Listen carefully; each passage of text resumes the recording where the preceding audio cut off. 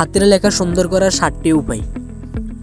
বর্তমান ডিজিটাল যুগে smartphone, computer এবং ইমেল ব্যবহারের কারণে হাতের লেখার চর্চা কমে গেছে। তবুও শিক্ষাক্ষেত্রে বা পরীক্ষার খাতায় হাতের লেখা গুরুত্ব কোনো অংশে কমেনি। পরিচ্ছন্ন ও সুন্দর হাতের লেখা শিক্ষক ও পরীক্ষক উভয়েরই দৃষ্টি আকর্ষণ করে। কিছু সহজ কৌশল অনুশীলনের মাধ্যমে হাতের লেখা সুন্দর করা সম্ভব। এমনই কিছু কৌশল তুলে ধরা হলো আজকের এই ভিডিওতে। স্টেপ নাম্বার 1, সঠিক কলমের ব্যবহার।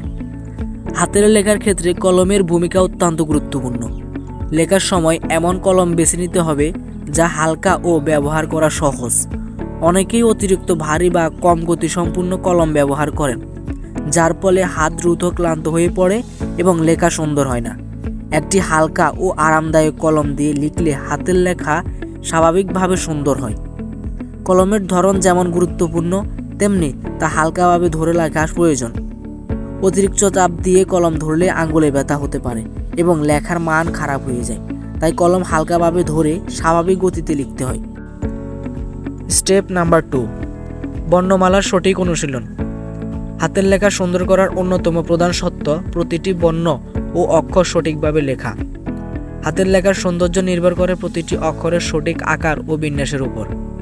স্বরবর্ণ, ব্যঞ্জনবর্ণ প্রতিটি অক্ষর আলাদা করে পরিষ্কারভাবে লেখার অভ্যাস করতে হবে। যেমন ক্ষুদ্র ক্ষুদ্র বালুকণা একত্রিত হয়ে বিশাল মরুভূমি গঠন করে, তেমনি প্রতিটি অক্ষর সুন্দর হলে পুরো লেখাটাই সুন্দর দেখাবে। শুধু বর্ণমালার আকার নয়, লাইন, গ্যাপ ও মাত্রা সঠিক রাখা প্রয়োজন। এজন্য প্রতিদিন কিছুটা সময় বর্ণমালা অনুশীলনে ব্যয় করলে হাতের লেখার মান উল্লেখযোগ্যভাবে উন্নত হবে। স্টেপ নাম্বার 3, সোজা করে লেখা। লেখার সময় অনেকেই লক্ষ্য করেন যে তাদের লেখাগুলো বাঁকা হয়ে যায়। বাঁকা লেখার কারণে লেখার সৌন্দর্য নষ্ট হয় এবং তা পড়তে অসুবিধা হয়। সোজা লাইন ধরে লেখার অভ্যাস গড়ে তুলতে প্রথম দিকে পেন্সিল দিয়ে সরল রেখা টেনে লেখা যেতে পারে। এছাড়া লেখার সময় শরীরের অবস্থান গুরুত্বপূর্ণ। সোজা হয়ে বসে লেখার অভ্যাস করতে হবে, কারণ ঝুঁকে বা বাঁকা হয়ে বসলে হাতের লেখা ঠিকঠাক হয় না।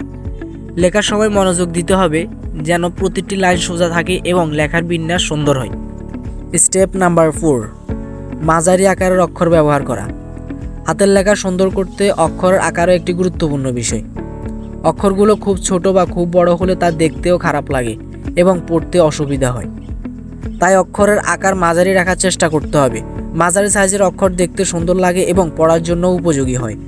বড় বা ছোট অক্ষরের পরিবর্তে প্রতিটি অক্ষর যেন পরিমিত আকারে থাকে সেদিকে মনোযোগ দিতে হবে। স্টেপ নাম্বার 5, মনোযোগ সহকারে এবং ধীরে লেখা। অনেকেই দ্রুত গতিতে লেখার চেষ্টায় হাতের লেখার সৌন্দর্য নষ্ট করে ফেলে। দ্রুত গতিতে লেখা প্রয়োজনীয় হলেও হাতের লেখার স্পষ্টতা ও সৌন্দর্য বজায় রাখা আরও বেশি গুরুত্বপূর্ণ। দ্রুত লিখতে গিয়ে অক্ষরগুলো অস্পষ্ট হয়ে গেলে লেখার মান কমে যায়। তাই দ্রুত লেখার সময় পূর্ণ মনোযোগ দিয়ে ধীরে এবং পরিষ্কারভাবে লেখার অভ্যাস করতে হবে। প্রতিটি অক্ষর ও শব্দের প্রতি মনোযোগ দিলে হাতের লেখার মান উন্নত হবে। স্টেপ নাম্বার 6, কাটাকাটি থেকে বিরত থাকা। লেখার সময় কাটাকাটি করা ও ওভার রাইটিং করা হাতের লেখার সৌন্দর্য কমিয়ে দেয়। যদি কোনো কিছু কেটে দিতে হয় তাহলে একেবারে সোজা টানে কেটে দিবে। কাটাকাটির ফলে লেখা অপরিষ্কার দেখায় ও পড়তে অসুবিধা হয়। তাই হাতের লেখার মান বজায় রাখতে যতটা সম্ভব কাটাকাটি থেকে বিরত থাকতে হবে। স্টেপ নাম্বার 7, নিয়মিত অনুশীলন করা। হাতের লেখা সুন্দর করার জন্য সবচেয়ে কার্যকর উপায় হলো নিয়মিত অনুশীলন। প্রতিদিন কিছুটা সময় নির্দিষ্ট করে হাতের লেখার অনুশীলন করলে ধীরে ধীরে লেখার মান উন্নত হয়। অনেকে মনে করেন বয়স বাড়লে হাতের লেখা আর সুন্দর করা সম্ভব নয়, কিন্তু সত্য কথা হলো যে কোনো বয়সের নিয়মিত চর্চা করলে হাতের লেখা সুন্দর করা সম্ভব। প্রতিদিন অনুশীলনের মাধ্যমে হাতের লেখাকে সুন্দর ও পরিচ্ছন্ন করে তোলা যায়।